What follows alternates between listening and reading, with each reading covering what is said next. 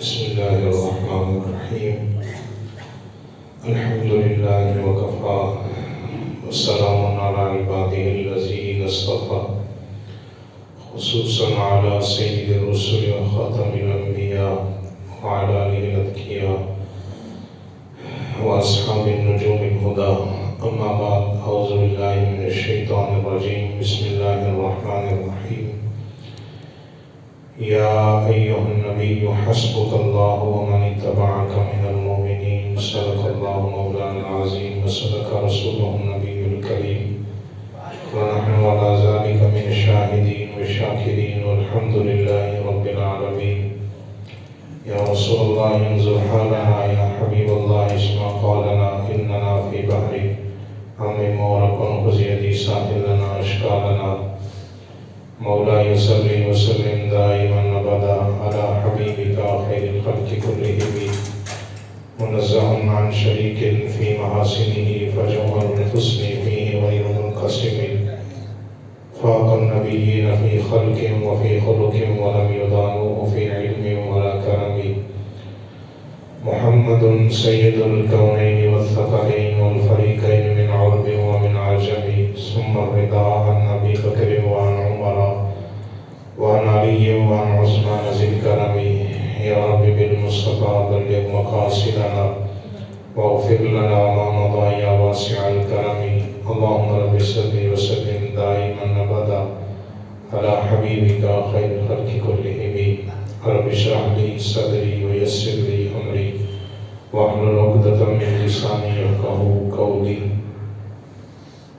اللہ تعالیٰ کی حمد و ثنا، اس کے پیارے محبوب نبی اکرم نور مجسم شفیع معظم تاجدار کائنات امام الانبیاء نبی الانبیاء حبیب کبریا احمد مجتبی جناب محمد مصطفیٰ صلی اللہ علیہ وآلہ وسلم کی بارگاہ اقدس و انور میں ہدیہ درود و سلام کا نذرانہ عرض کرنے کے بعد اللہ کریم جمعۃ المبارک کی رحمتیں برکتیں ہم سب کو عطا فرمائے۔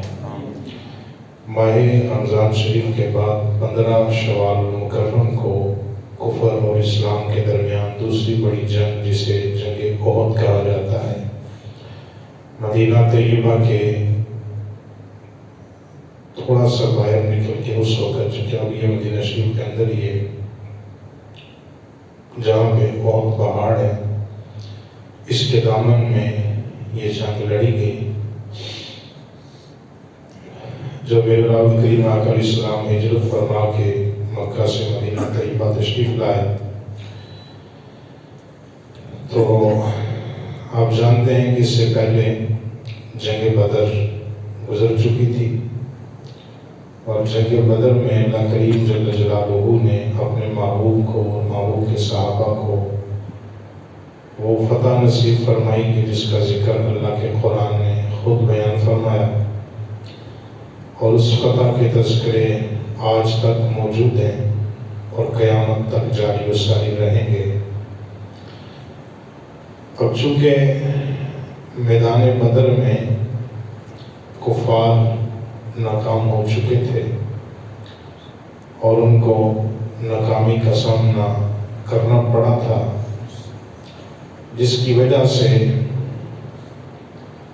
اس کے کچھ عرصے کے بعد کفار و مشرکین مکہ نے ایک نیا پروگرام بنایا، جس کے نتیجے میں احد کے دامن میں جنگ احد لڑی گئی۔ چونکہ میدان بدر میں یہ یاد رکھیں کہ جو جنگ احد ہے یہ جنگ بدر کا ہی دوسرا پارٹ ہے، اور یہ اس کی دوسری قسط ہے، اور اس کی وجہ بھی جنگ بدر ہی ہے، کیونکہ جنگ بدر میں آپ جانتے ہیں کہ کفار کے بڑے بڑے سردار ابو جہل جیسے لعین بھی میدان بدر میں ہی مارے گئے تھے، جس کی وجہ سے کفار کو چین نہیں آ رہا تھا، اور ان کی کوشش اور کاوش یہ تھی کہ کسی نہ کسی طریقے سے اس کا بدلہ لیا جائے گا۔ پھر میدان بدر کے بعد یہ سلسلہ ان کے مشوروں تک محدود نہیں رہا، بلکہ اسلام کو اور مسلمانوں کو اس بات پہ دوبارہ سے مجبور کیا گیا کہ حضور مدینہ طیبہ سے نکل کے صحابہ کو ساتھ لے کے مقام احد پہ، جہاں پہ یہ احد پہاڑ ہے، یہاں تک تشریف لے کے آئے۔ اور یہ عید کے بعد یعنی رمضان شریف کے بعد 15 شوال المکرم کو، آج 14 ہے، 15 شوال کو یہ میدان احد میں جنگ احد لڑی گئی، اور اس کے اندر صحابہ کرام نے جام شہادت بھی نوش فرمایا 70 کے قریب۔ لیکن ان سارے معاملات میں میدان احد میں سب سے بڑی اور سب سے نمایاں جو شخصیت ہے وہ حضور کے محبوب چچا حضرت سیدنا امیر حمزہ سید الشہداء رضی اللہ تعالی عنہ آپ کی ذات پاک ہے۔ حضرت سیدنا امیر حمزہ رضی اللہ تعالی عنہ آپ کی سیرت پہ ایک دو باتیں عرض کرنے سے پہلے یہ بات اپنے ذہن میں رکھیں کہ جو احد کا پہاڑ ہے جسے جبل احد کہتے ہیں، یہ وہ پہاڑ ہے کہ جس کے ساتھ حضور کو ایک دلی لگاؤ ہے، اور حضور اس سے محبت فرماتے ہیں۔ مکے میں بھی بڑے پہاڑ ہیں، مدینے میں بھی بڑے پہاڑ ہیں، عرب پہاڑوں سے بھرا ہوا ہے، لیکن جس پہاڑ کا نام لے کے حضور نے ارشاد فرمایا کہ میں اس سے محبت کرتا ہوں، یہ مجھ سے محبت کرتا ہے۔ حضرت صدیق اکبر، حضرت عمر اور حضرت عثمان شخصیات حضور کے ساتھ ہیں۔ میرے کریم آقا علیہ السلام اور پہاڑ پہ تشریف لائے ہیں۔ جب بہت پہاڑ پہ آئے ہیں، بخاری شریف کے اندر یہ روایت موجود ہے کہ کریم آقا علیہ السلام جب اور پہاڑ پہ تشریف فرما ہوتے ہیں تو پہاڑ وجد میں آتا ہے، پہاڑ کانپنے لگتا ہے۔ اور یہاں پہ یہ بات ذہن میں رکھیں کہ پہاڑ کانپتے نہیں ہیں، پہاڑ وجد نہیں کرتے، پہاڑوں پہ زلزلہ نہیں آتا۔ بڑے بڑے یہاں پہ ترجمے بھی کیے گئے اس حدیث پاک کے، کسی نے کہا پہاڑ پہ زلزلہ آیا، کسی نے کہا پہاڑ تھر تھر کانپنے لگا۔ تو یہ بات یاد رکھیں، نہ پہاڑ پہ زلزلہ آیا تھا، نہ پہاڑ پہ کوئی اس طرح کی کوئی مشکل گھڑی تھی، نہ ہی پہاڑ تھر تھر کانپ رہا تھا، بلکہ یہی جملے میرے محبوب علیہ السلام نے ارشاد فرمائے جب بہت پہاڑ تھوڑا وجد کرنے لگا نا، ہلنے لگا، حرکت کرنے لگا، تو حضور نے اپنے پاؤں مبارک کی ایڑی ماری، حضور نے فرمایا کہ اس کو خاموش ہو جا، رک جا، تجھے نہیں پتا کہ تجھ پہ اس وقت ایک اللہ کا نبی، ایک صدیق اور 2 شہید کھڑے ہیں۔ اس حدیث کے اندر بڑی جزویات ہیں، میں بحث نہیں کروں گا کہ شہید ابھی ہوئے نہیں، تو حضور پہلے ہی فرما رہے ہیں شہید ہیں۔ اب نہ پہاڑ کے اوپر کوئی مشکل گھڑی تھی، نہ پہاڑ کے اوپر کوئی زلزلہ تھا، بلکہ عاشقوں کا ترجمہ یہ ہے کہ جب امام الانبیاء صلی اللہ علیہ وآلہ وسلم کے قدم مبارک اس پہاڑ کی مٹی نے چھومے ہیں تو پہاڑ خوشی سے وجد کر رہا تھا کہ مجھے آج اللہ کے محبوب کے قدم چومنے کا اللہ نے موقع عطا فرمایا۔ یہ تھوڑا احتیاط کے ساتھ اگر بات کریں گے نا تو پھر بات سے محبت نکلے گی، کوئی دوسرا پہلو نہیں نکلے گا۔ تو یہ یاد رکھیں کہ آقا کونین صلی اللہ علیہ وآلہ وسلم اس جنگ احد سے پہلے بھی یہاں پہ تشریف فرما ہوتے تھے کبھی کبھی، لیکن جب میدان احد لگا اور شہداء شہید ہوئے تو اس کے بعد حضور نے معمول بنا لیا کہ حضور ہر بدھ والے دن شہداء احد کے مزارات پہ تشریف لاتے، حضور دعا فرماتے، اور بالعموم سارے شہداء کو سلام کر کے دعا فرما کے پھر بالخصوص حضرت سیدنا امیر حمزہ رضی اللہ تعالیٰ عنہ آپ کے مزار پر انوار پہ کافی دیر تک حضور تشریف فرما رہتے، اور حضور کی آنکھوں میں آنسو بھی ہوتے۔ اور یہ صرف حضور کا معمول نہیں کہ حضور ہی تشریف لاتے تھے، بلکہ حضرت ابو ہریرہ کہتے ہیں کان النبی، حضور کی یہ عادت مبارک تھی کہ ہر ہفتے حضور تشریف لاتے تھے۔ پھر صرف حضور کا ہی طریقہ نہیں، بلکہ کہتے ہیں کان ابا بکر بعد النبی، حضرت ابو بکر بھی حضور کے پردہ فرمانے کے بعد اسی سنت کو ادا کر رہے ہیں، حضرت عمر بھی اسی طریقے کو ادا کر رہے ہیں، حضرت عثمان بھی اسی طریقے کو ادا کر رہے ہیں، حضور شیر خدا بھی اسی طریقے کو ادا فرما رہے ہیں۔ پھر اور تو اور شہزادی کونین سیدہ طیبہ طاہرہ حضرت سیدہ پاک سلام اللہ علیہا، آپ بھی تشریف لے کے جاتی ہیں اور سلام محبت پیش کر کے آتی ہیں حضور کے چچا جان کو۔ تو یہ حضور کا ایک دلی لگاؤ بھی ہے حضرت امیر حمزہ رضی اللہ تعالیٰ عنہ کے ساتھ۔ اور یہ بات بھی اپنے ذہن میں رکھیں، مدینہ طیبہ میں صوفیاء کا اور بزرگوں کا پچھلی 14.5 صدیوں میں یہ عقیدہ اور یہ طریقہ رہا ہے کہ مدینہ طیبہ میں دعاؤں کی قبولیت کے 3 مرکز بتائے جاتے ہیں کہ ان 3 مراکز میں جس جگہ پہ بھی کھڑے ہو کے اللہ کے حضور دعا مانگو اللہ قبول کرتا ہے۔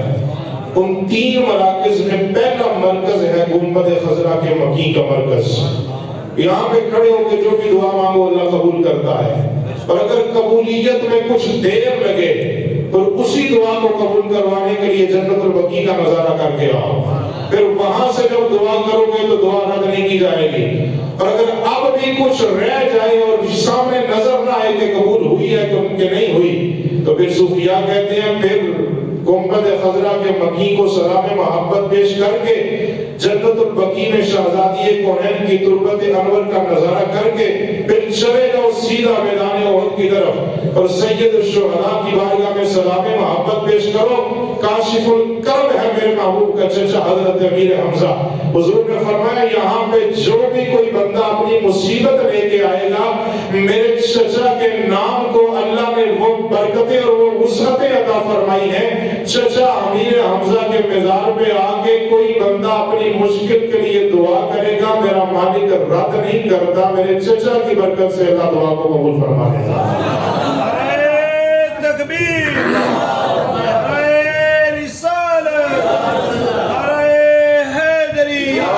شان عظمت مصطفیٰ سید شہداء، سید شہداء آپ نے زندہ باد نہیں کہا، اور یہ بات یاد رکھیں حضرت سیدنا امام علی مقام حضرت امام حسین پاک کو جو سید الشہداء کہا جاتا ہے، یہ بعد کے بزرگوں نے یا تابعین نے کہا ہے، امت نے کہا ہے۔ حضرت امیر حمزہ کو سید الشہداء کسی اور نے نہیں کہا، زہرا کے بابا نے خود سید الشہداء کا لقب عطا فرمایا۔ سید الشہداء حضور نے خود حضرت امیر حمزہ کو ارشاد فرمایا۔ اور یہ بات بھی یاد رکھیں حضرت امیر حمزہ کو حضور نے 4 القابات وہ عطا فرمائے ہیں جو اس پوری امت میں حضور نے کسی کو نہیں دیے، صرف وہ حضرت امیر حمزہ کے حصے میں آئے ہیں۔ اور حضور کو جناب امیر حمزہ سے محبت کتنی ہے، حضرت جابر بن عبداللہ حضور کی بارگاہ میں آئے عرض کرتے ہیں یا رسول اللہ صلی اللہ علیہ وآلہ وسلم، اللہ نے مجھے بیٹا دیا ہے، آپ ارشاد فرمائیں بیٹے کا نام رکھنا چاہتا ہوں، جو نام آپ تجویز فرمائیں گے میں وہ نام رکھوں گا۔ اب حضور نے تھوڑی دیر کے لیے مراقبہ فرمایا، جب سر مبارک اٹھایا تو کریم مصطفیٰ فرمانے لگے اے جابر بن عبداللہ اپنے بیٹے کا نام میرے چچا کے نام پہ حمزہ رکھو، یہ نام مجھے بڑا پیارا لگتا ہے۔ اور اگر اس حدیث کی بھی جزویات میں غور کریں، اللہ اور اللہ کے رسول کی خواہش اور منشا اور چاہت یہ ہے کہ بندے اپنے بیٹوں کا نام محمد رکھیں، کیونکہ یہ نام اللہ کو بھی پیارا ہے، مصطفیٰ کو بھی پیارا ہے، پوری امت کو پیارا ہے۔ اور یہ کہا جاتا ہے جس نے بیٹے کا نام محمد رکھا، نام محمد کی برکت سے قیامت کے دن بخشش ہوگی۔ اب ساری دنیا اپنے بیٹوں کا نام محمد رکھنا چاہتی ہے، ذرا مدینے والے نبی سے یہ تو پوچھیں کہ آپ نام کس نام کو زیادہ پسند فرماتے ہیں۔ حضرت جابر بن عبداللہ کو فرمانے لگی اپنے بیٹے کا نام حمزہ رکھو، یا رسول اللہ آپ کو نام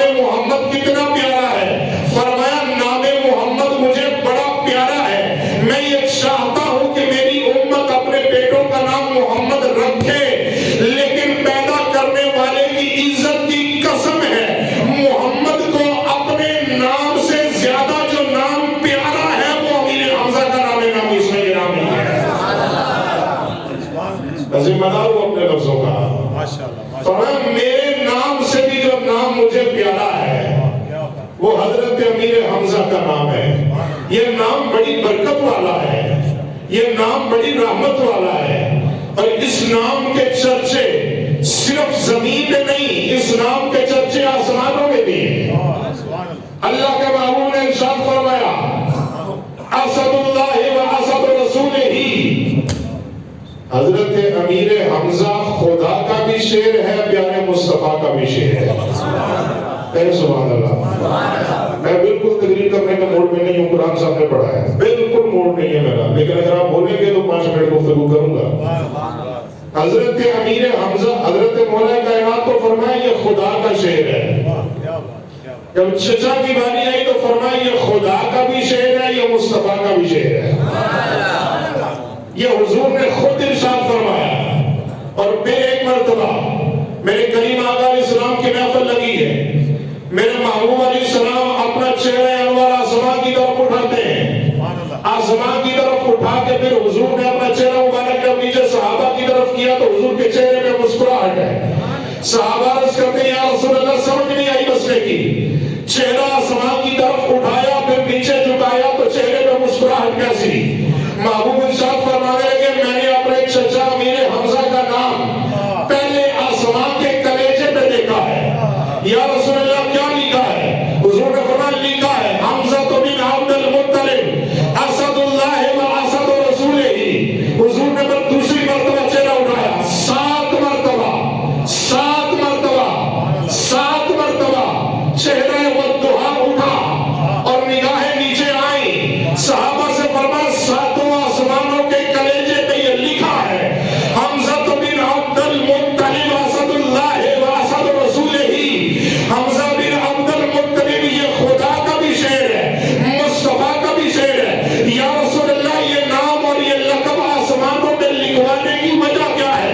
اللہ کے محبوب نے فرمایا وجہ یہ ہے زمین والے میرے چچا کے نام کو سلام تو کرتے ہی ہیں, اب میرے اللہ کی رضا یہ ہے کہ میرے چچا کا نام آسمانوں کے کلیجوں پہ اس لیے لکھا جائے تاکہ آسمان کے فرشتے صبح و شام میرے چچا کے نام کو سلام محبت پیش کرنے آتے ہیں.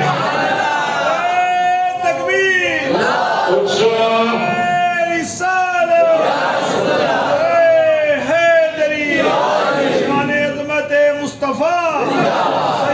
شہداء سید شہداء سید شہداء.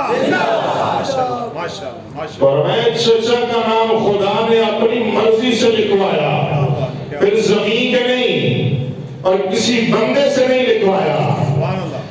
حمزہ بن عبد المطلب اسد اللہ و اسد رسولہ, یہ کسی بندے نے نہیں لکھا, کسی فرشتے نے بھی نہیں لکھا.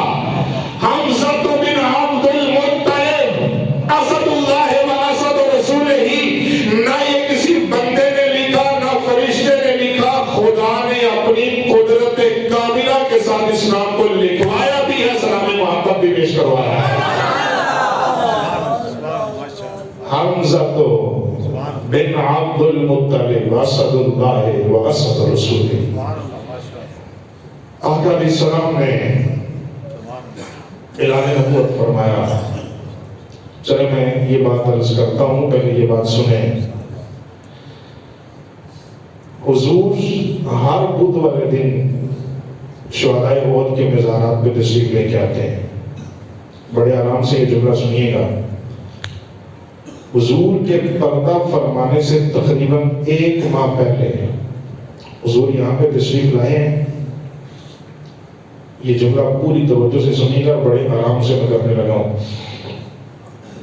حضور نے حضرت امیر حمزہ کے مزار کے قریب بیٹھ کے صحابہ کو ایک خطبہ دیا, اور جب خطبہ دیا تو حضور نے جو صحابہ گھروں میں تھے انہیں بھی یہاں پہ بلایا. یہاں پہ بلا کے سب کو دعوت دے کے حضور نے البدایہ و نہایہ پڑھنے, حضور نے ایک خطبہ دیا. طویل خطبہ ارشاد فرمانے کے بعد اللہ کے محبوب کے اس خطبے کے آخری لفظ یہ تھے, اور یہ جو حضور کے آخری خطبات ہیں ان کے اندر یہ بات شامل ہے. حضور کے آخری الفاظ اس خطبے کے یہ تھے کہ مجھے اپنی امت سے شرک کا ڈر نہیں، میں نے شرک کو مٹا دیا ہے، میری امت قیامت تک شرک نہیں کر سکے گی۔ اب حضور نے یہ جملہ جب ارشاد فرمایا تو صحابہ بڑے حیران تھے کہ اس سے پہلے کئی معاملات ہوئے، حضور نے بڑے بڑے خطبات دیے ہیں، یہ جملہ حضور نے حضرت امیر حمزہ کے مزار پہ آ کے کیوں بولا ہے کہ میری امت شرک نہیں کرے گی؟ شارحین حدیث نے یہ جملہ لکھا ہے، فقیر اپنے کے لفظ کا ذمہ دار ہے کہ میرے کے سامنے شارحین حدیث فرماتے ہیں مزار حضرت امیر حمزہ پہ آ کے حضور نے یہ جملہ اس لیے ارشاد فرمایا کہ میری امت کبھی شرک نہیں کرے گی تاکہ آنے والی امت کو یہ پیغام مل جائے جو اللہ کے نیک بندوں کے مزارات ہوتے ہیں ان مزارات پہ جا کے نہ شرک ہوتا ہے نہ شرک کیا جاتا ہے، کیونکہ وہ مزار والے شرک کو مٹانے کی دعوت دیتے ہیں۔ ان کے مزاروں پہ جا کے شرک کرنے کی اجازت نہیں ہے، ان کے مزار پہ جب بھی جاؤ یا خدا کا قرآن پڑھو یا مصطفیٰ کی ذات پہ درود پڑھو، پھر ان کے وسیلے سے رب سے دعا مانگو، پھر اللہ تمہاری دعاؤں کو قبول فرما دے گا۔ بڑے آہستہ سے میں نے جملہ اس لیے بولا ہے، ورنہ جذبات خطابت میں بھی ہو سکتا تھا، تاکہ میری بات آپ تک سمجھ آئے کہ میں کیا کہنا چاہ رہا ہوں۔ جو مزارات ہوتے ہیں وہ شرک کے اڈے نہیں ہوتے، اولیاء کے مزارات وہ صاحب مزار بزرگ اپنی زندگی میں اللہ کی توحید کا، حضور کی رسالت کا درس دے کے جاتے ہیں، پھر اس مزار پہ جا کے کوئی ایسی حرکت کرنا جو شریعت کے خلاف ہو، یہ سراسر مصطفیٰ کی شریعت سے بغاوت ہے۔ کان النبی حضور کا معمول ہے کہ حضور ہر بدھ والے دن تشریف لاتے ہیں، پھر کانا ابا بکر بعد النبی، حضرت ابو بکر بھی آ رہے ہیں، حضرت عمر بھی آ رہے ہیں، حضرت عثمان بھی آ رہے ہیں، حضور شیر خدا بھی آ رہے ہیں، شہزادی کونین بھی تشریف لا رہی ہیں۔ آپ نے میری بات پہ غور نہیں کیا، شہزادی کونین خود تشریف لا رہی ہیں مزار حضرت امیر حمزہ میں۔ یہ کون شہزادی آ رہی ہے جو اجازت کے بغیر اپنے گھر سے نکل کے اپنے بابا کے گھر بھی نہیں جاتی؟ وہ شہزادی ہر ہفتے والے دن مزار سیدنا امیر حمزہ پہ جا رہی ہے۔ حضور خود بھی تشریف لا رہے ہیں، چار یار بھی آ رہے ہیں، پائیدار پاک بھی آ رہے ہیں، خود شہزادی کونین بھی آ رہی ہیں۔ اس کا مطلب ہے کہ کوئی مرکز محبت ہے حضرت امیر حمزہ کا مزار مبارک۔ اس کے اندر کوئی خامی کو خوبی تو ہے جس کی وجہ سے ساری آ رہے ہیں، سرکار بھی آ رہے ہیں، چار یار بھی آ رہے ہیں۔ کریم آقا علیہ السلام نے اعلان نبوت فرمایا، میری گفتگو کا آخری جملہ عرض کروں گا۔ کریم آقا علیہ السلام نے اعلان نبوت فرمایا، آپ جانتے ہیں انٹرنیشنل قسم کا لانتی تھا ابو جہل، جب حضور اعلان نبوت فرما چکے، میرے کریم آقا علیہ السلام ایک پہاڑ کی غار کے اندر تشریف لے کے جا رہے ہیں، حضور وہاں پہ جا کے اللہ کی عبادت کر رہے ہیں۔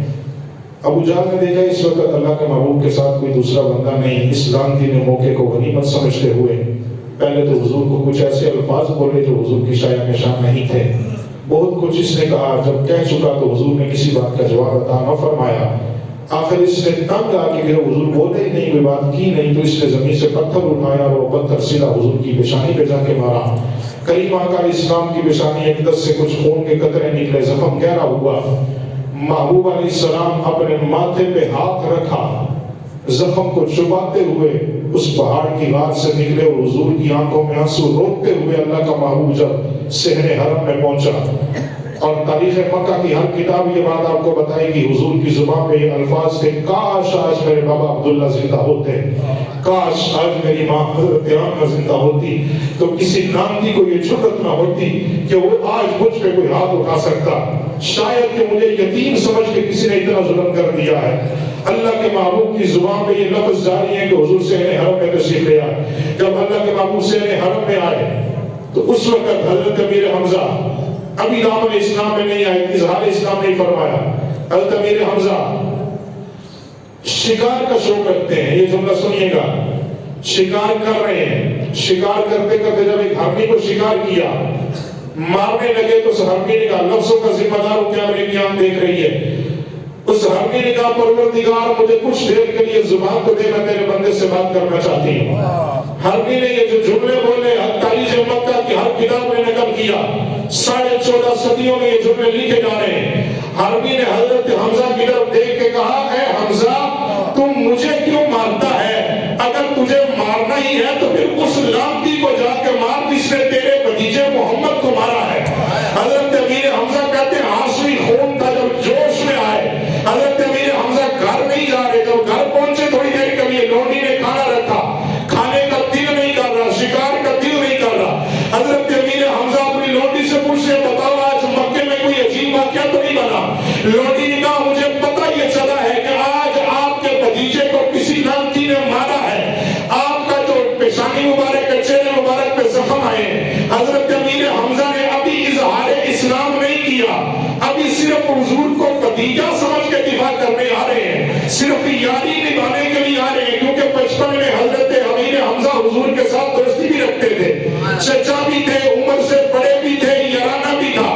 جب صحن حرم میں آئے میرے محبوب رو رہے ہیں، زاروں قطار رو رہے ہیں، اور حضور کی زبان پہ کوئی لفظ ہے کاش کہ میرے بابا عبداللہ زندہ ہوتے، کاش کہ میری اماں آمنہ زندہ ہوتی تو آج یہ لعنتی مجھ پہ اتنا ظلم تو نہ کرتے۔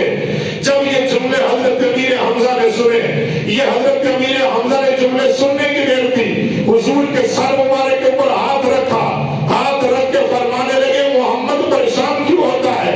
میں ہوں نا تیرے سر پہ۔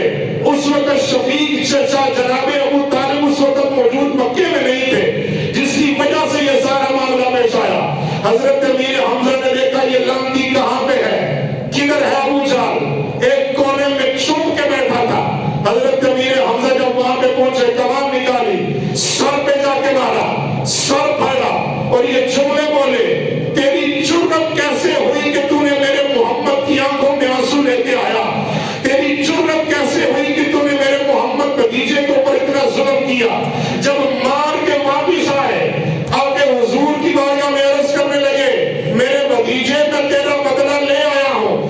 اب یہ جذبات کے جملے نہیں، سیرت مصطفیٰ کے اندر یہ جملے آپ کو ملیں گے، تاریخ مکہ کی ہر کتاب نے لکھا۔ حضرت امیر حمزہ نے یہ جملے بولے، میرے پیارے محمد، میرے دل محمد، میرا قرار محمد، میری شان محمد، جب تک امیر حمزہ ہے کسی لعنتی کی جرأت نہیں امیر حمزہ بھی دنیا میں موجود رہے اور کوئی بدبخت آنکھ اٹھا کے میرے محمد کی طرف دیکھے۔ جب تک امیر حمزہ زندہ ہے مصطفیٰ کا نام بھی زندہ رہے گا، اللہ کا کلام بھی زندہ رہے گا۔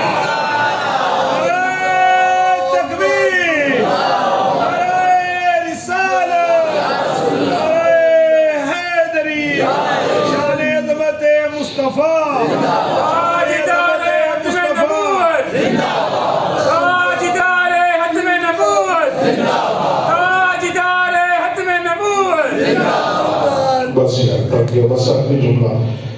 حضرت امیر حمزہ کو حضور نے ارشاد فرمایا، چچا تو آپ نے میرا بدلہ تو لے لیا ہے، لیکن میں اس بات پہ راضی نہیں کہ آپ نے میرا بدلہ لیا ہے۔ میں دنیا میں لوگوں کا خون بہانے نہیں آیا، میں تو لوگوں کو معاف کرنے آیا ہوں۔ حضرت امیر حمزہ پوچھتے ہیں پھر آپ مجھ پہ راضی کیسے ہوں گے؟ حضور نے اپنا دست مبارک آگے بڑھایا، فرمایا چچا میں نے راضی تب ہونا ہے جب تیرا ہاتھ میرے ہاتھ پہ آئے گا اور تو اظہار اسلام فرمائے گا۔